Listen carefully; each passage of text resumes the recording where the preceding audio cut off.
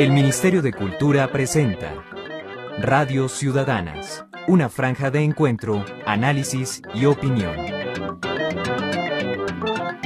Hoy presentamos Desterrados.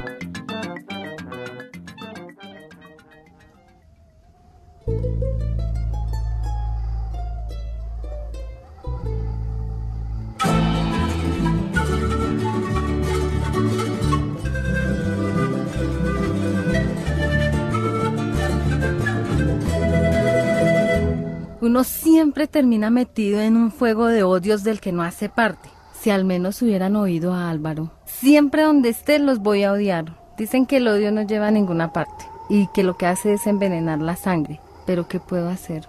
Todos los días, cuando mis hijos me preguntan por su papá, cuando sienten hambre y los veo mal vestidos y sufriendo, los odio más.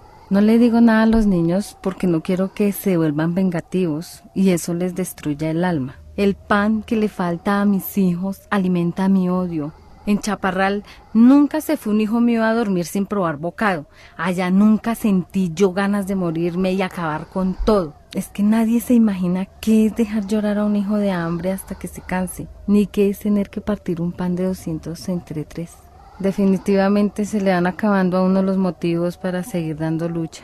Y entonces terminó no siendo mal ejemplo para los niños, porque sobrevivir es la primera ley del ser humano, la ley sagrada.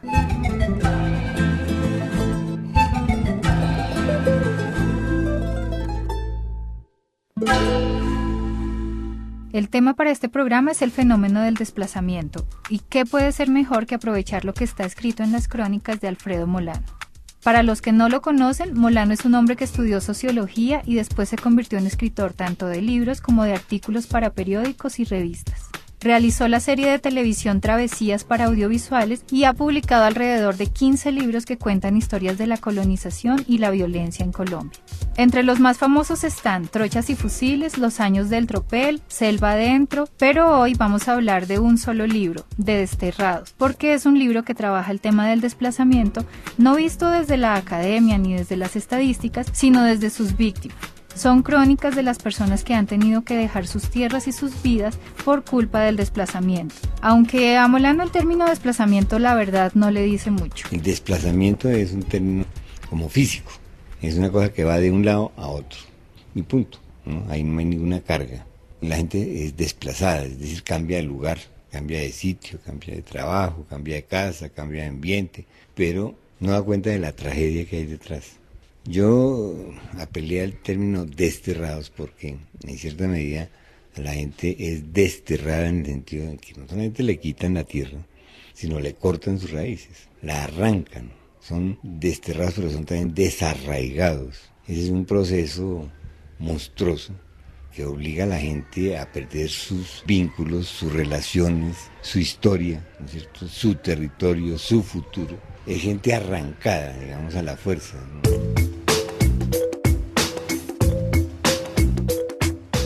Y ahí fue cuando tuve que abandonar definitivamente mi casa, perdiendo todo el trabajo que le había metido.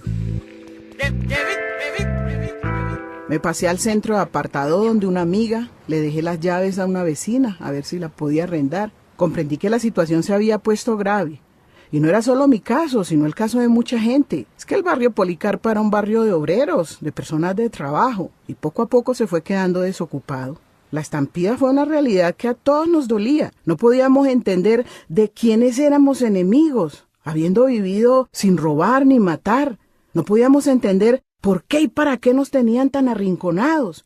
Ni mi amiga ni yo pudimos volver a entrar al Policarpa. Nos estaban buscando y nos preguntábamos ¿para qué nos buscaban? Pero no entendíamos la razón. A mí, pues, ya me habían hecho lo que me tenían que hacer. Matarme a mi muchacho y desaparecerme a mi muchacha. ¿Qué más podían querer? En las crónicas hay historias de los últimos 20 años y de distintas zonas del país afectadas por el desarraigo. Antioquia, Urabá, Tolima, Magdalena Medio, Llanos Orientales, pero esta que acabamos de escuchar es una de las más bonitas del libro. Es la historia de Osiris. Osiris es una mujer que vivió la violencia del Urabá a finales de los 90 y es la historia que vamos a seguir recreando durante todo el programa. Pero volvamos con Molano, que nos estaba contando por qué fue que usó el término desterrados para las personas que han dejado su tierra a la fuerza. A la fuerza es por medio del terror, es decir, cuando se hace una masacre o cuando hay desaparecidos y muertos, etcétera, etcétera, y la gente huye, la gente queda sin nada, o sea, queda sin pasado, que es lo mismo, aunque la frase es un poco manida, queda sin futuro, no queda perdido. Entonces el término de desplazados a mí no me convenía por lo neutral, por lo simple, por lo aséptico. La última vez que estuve en Apartadó me partió la tristeza. Me dio muy duro saber que de verdad dejaba mi casa, que no iba a volver y que todo el trabajo de mi vida se iba a perder. A esa casa le metí mi platica y también mi trabajo. Que había que echar cemento, en esas estaba yo. Que había que pintar y cargar bloques, ahí estaba esta negra. Yo sí salí sabiendo que nunca iba a volver. Esa última vez miré bien las paredes, toqué con estas manos el piso, consentí mis matas. Pasé por todos los cuartos y me senté en todas las camas. Todo quería metérmelo en la cabeza, como queriendo cargármelo de alguna forma. Me paré frente al espejo y me miré un buen rato. Adiós, Osiris. Me despedí a mí misma y de una vez dejé encerrada ya la esperanza.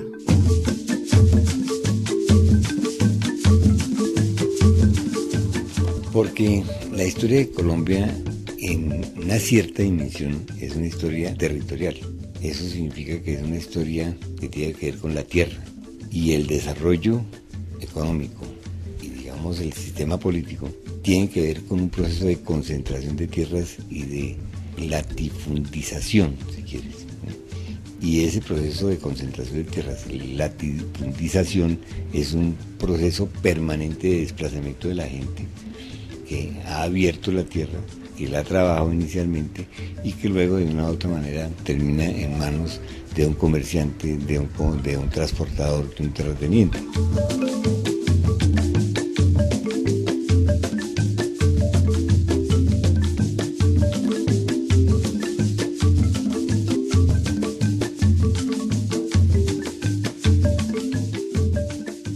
Yo soy propia de Dabeiba, pero me crié en la vereda Palo Alto. Mi papá era un campesino que conocía la tierra. Esa era su vida. Él solito construyó un trapiche para sacar guarapo, miel, panela. A nosotros nos gustaba verlo trabajar porque se mostraba agradecido con su trabajo. Cosechaba también el café, el cacao, el maíz. Era un hombre que no le tenía miedo a sudar y por eso vivíamos abastecidos de todo. Hoy en día podríamos llamar a eso la abundancia. No solo no faltaba nada, sino que sobraba de todo un poquito. Pero después él ya perdió mucho en la violencia del 50 y eso lo acongojó. Tuvo que sacarnos y quedarse solo para poder alimentarnos.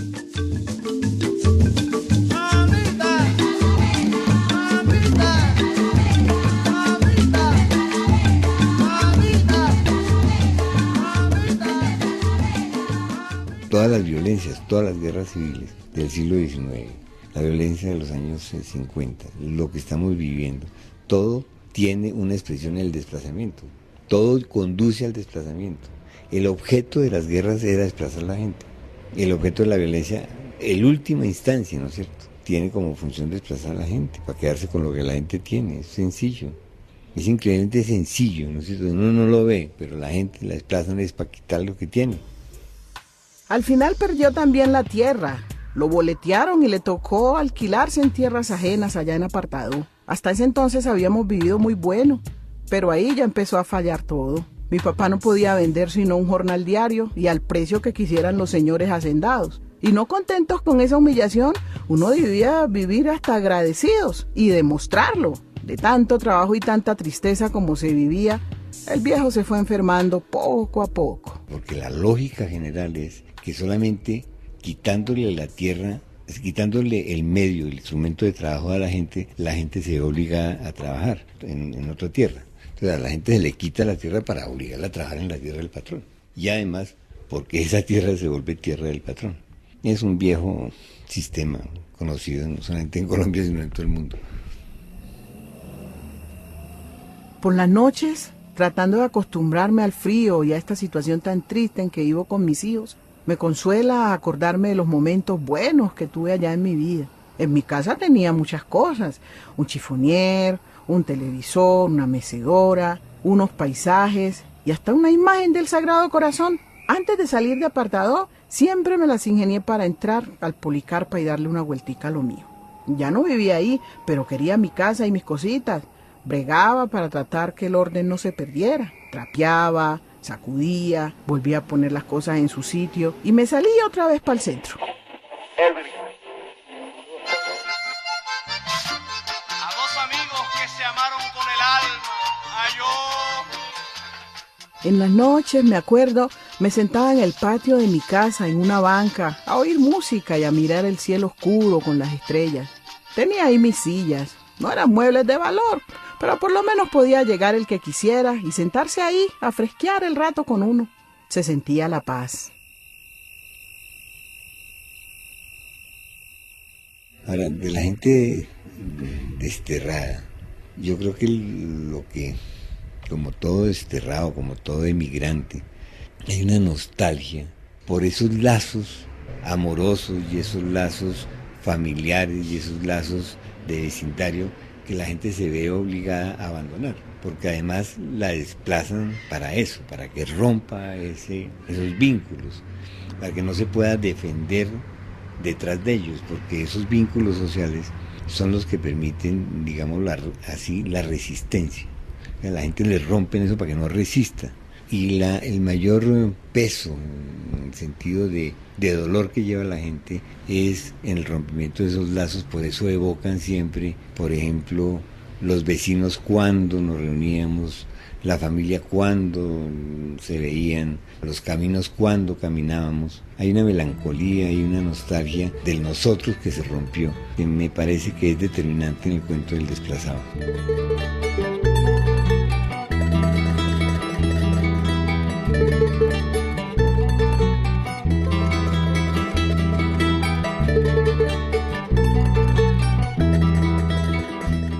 Para nosotros podría ser mejor que no supieran nuestra historia, pero si no contamos ni hablamos, todos nuestros muertos van a quedar muertos para siempre. Nosotros podemos enterrarlos, pero nunca podremos olvidarlos. Yo creo que si la gente recupera su historia, de alguna manera recupera su territorio, porque es que es curioso, la historia de la gente es la historia de su territorio. Entonces, si hay identidad, si se recupera la identidad, la gente puede irse, pero puede volver. La gente no rompe con esos lazos que la atan a su tierra y a su vida y a su pasado y a su historia y a su identidad. Lo más jodido es cuando le quitan la tierra, cuando le matan a la gente y cuando le rompen los vínculos de identidad con un territorio. Ahí queda la gente destrozada.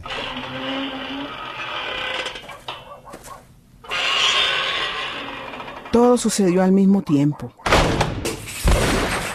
Alcancé a ver a Eladio cayéndose, como si el tiempo se hubiera hecho lento.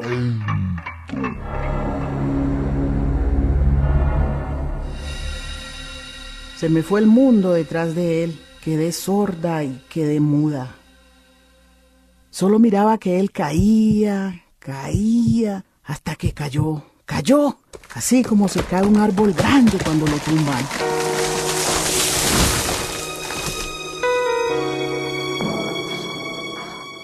Me volví loca, daba gritos, los niños lloraban, la niña menor quedó bañada en la sangre del papá, los dos mayorcitos se me colgaban del vestido, me gritaban, pero yo no los oía. Solo tengo presente lo que uno de esos asesinos dijo antes de irse. Señora, no llore, que usted todavía queda joven. Es decir, la gente sola es gente que no se puede defender, que no se sabe defender.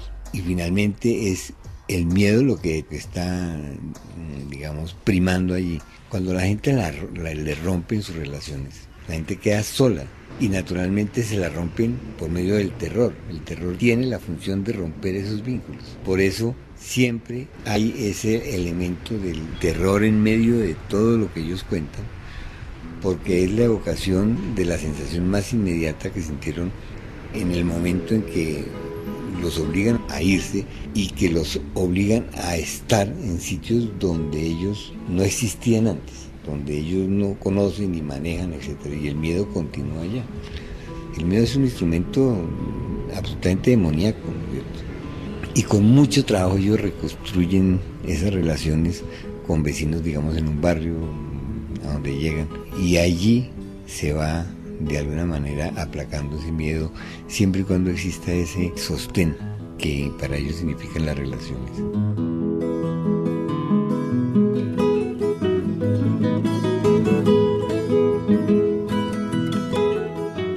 Me dio más por los pensamientos que por los sentimientos, y en esa pensadera el mundo se me volvió un corral. Yo me sentía atrapada como una gallina cuando uno la va a coger para hacer un caldo. Me convencí de que si yo hacía una cosa, no hacía la otra. Me puse que no comía, que no dormía. Vivía todo el tiempo sentada en la cama, con una linterna en una mano, un paquete de cigarrillo en la otra, una caja de fósforos, un café.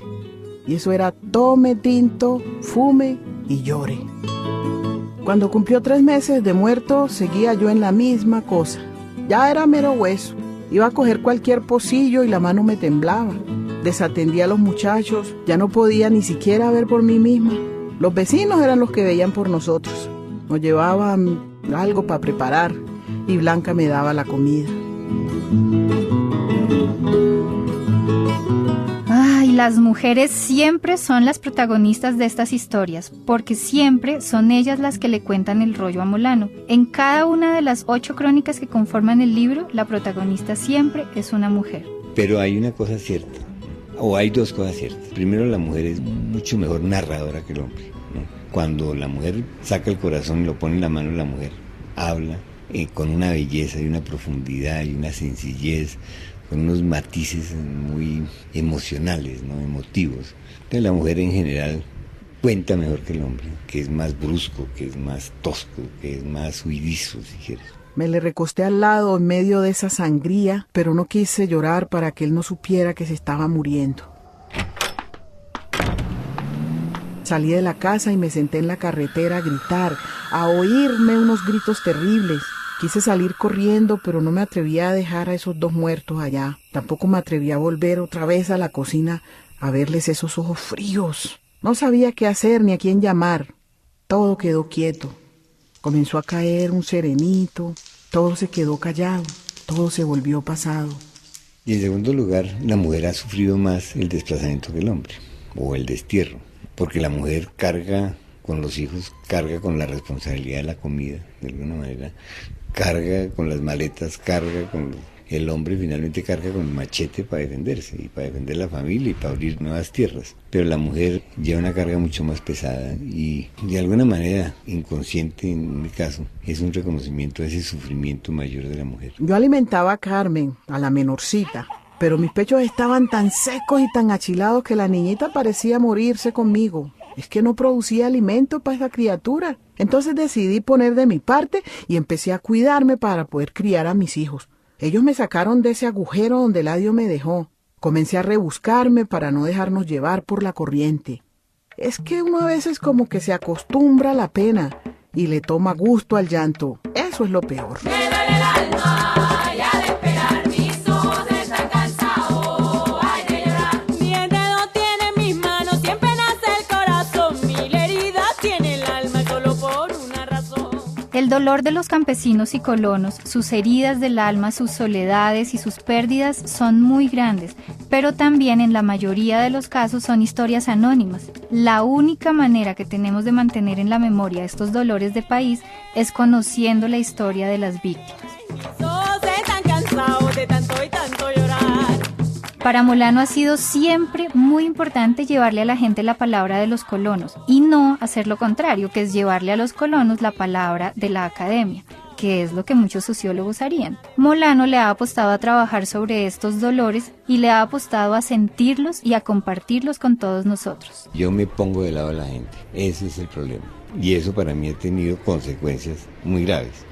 Ponerme y no dejarme mover de ahí, ni por ofertas de dinero, ni por ofertas de puesto, ni por ofertas de apologías. Yo sigo donde yo siento el dolor de la gente y desde ahí escribo. Ahora, lo cierto es que la gente lleva esos dolores, ¿no es cierto?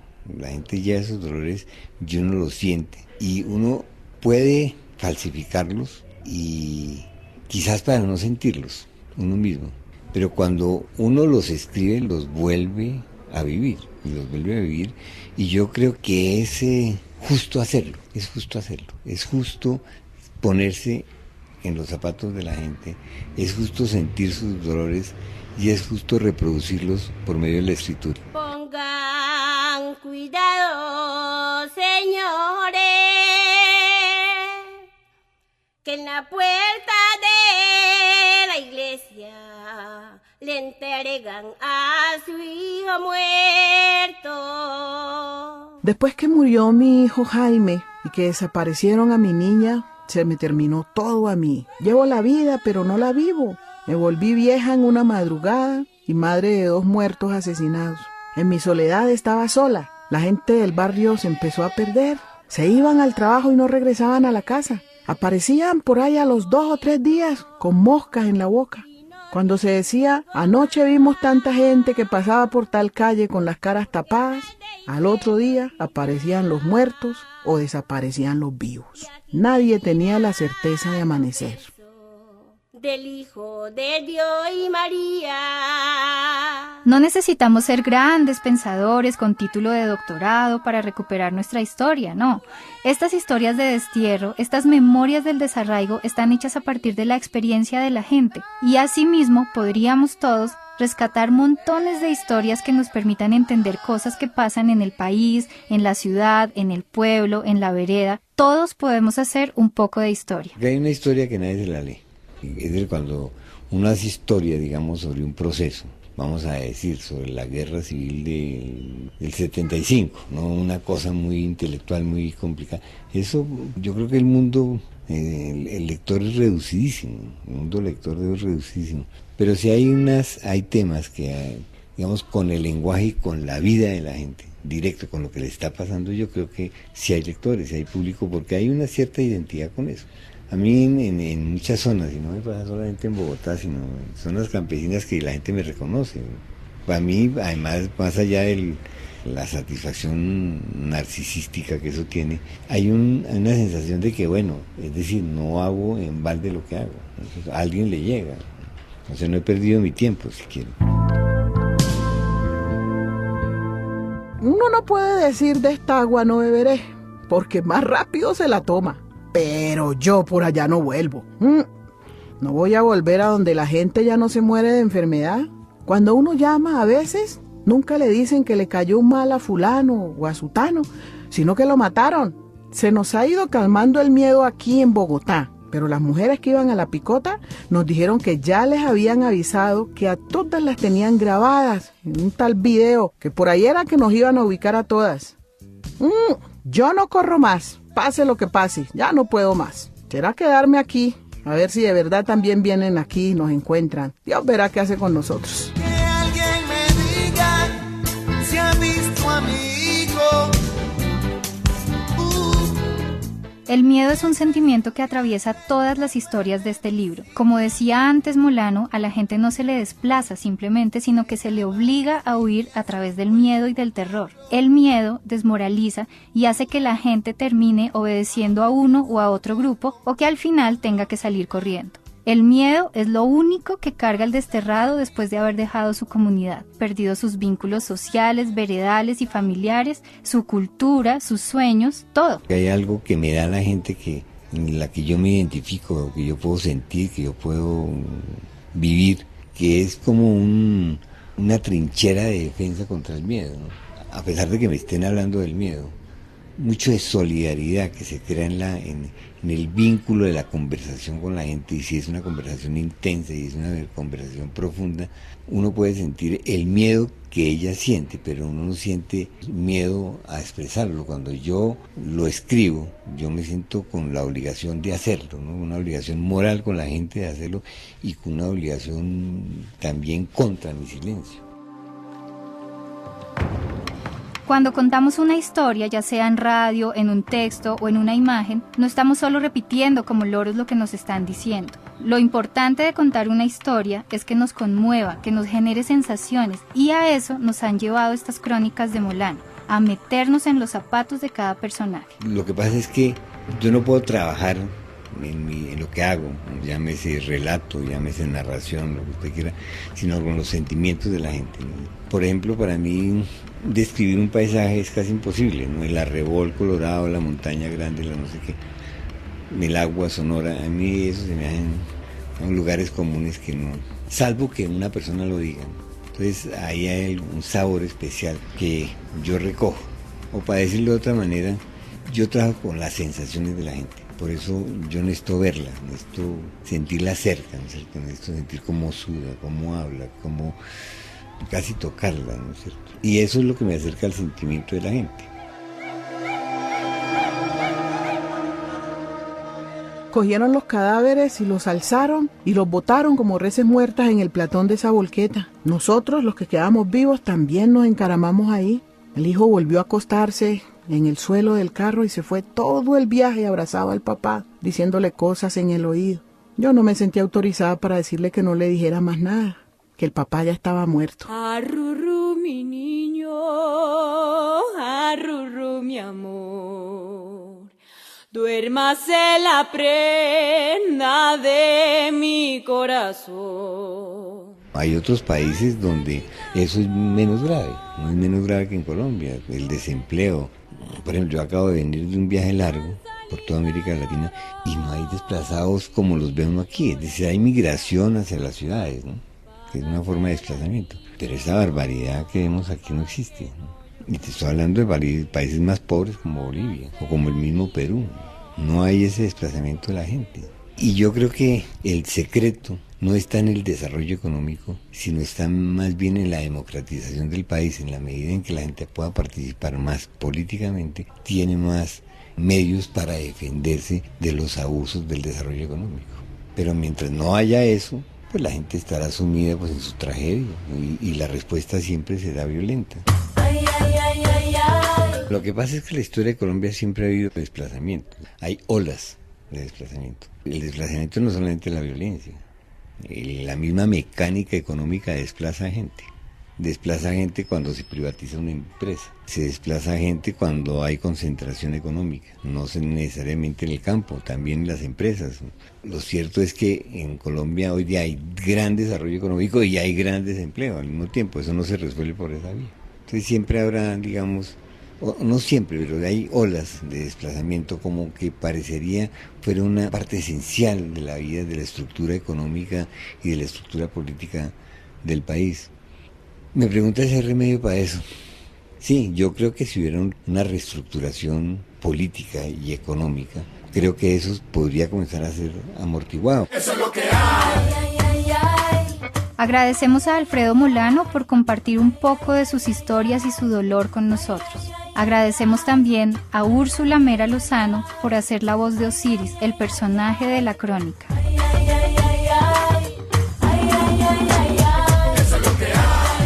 Este programa se realizó en los estudios de radio del Ministerio de Cultura. Investigación, María Paula García. Realización y libreto, Ángela Telles. Coordinadora General de Producciones Nacionales de Radio Ciudadanas, Marta Cáceres. Montaje sonoro, Estela Carreño y Miguel Ángel Rodríguez.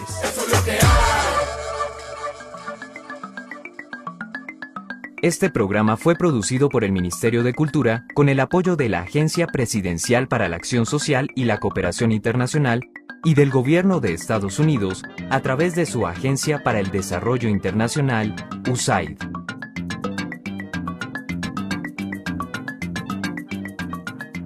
Las opiniones aquí presentadas no reflejan los puntos de vista de las instituciones que apoyan esta franja.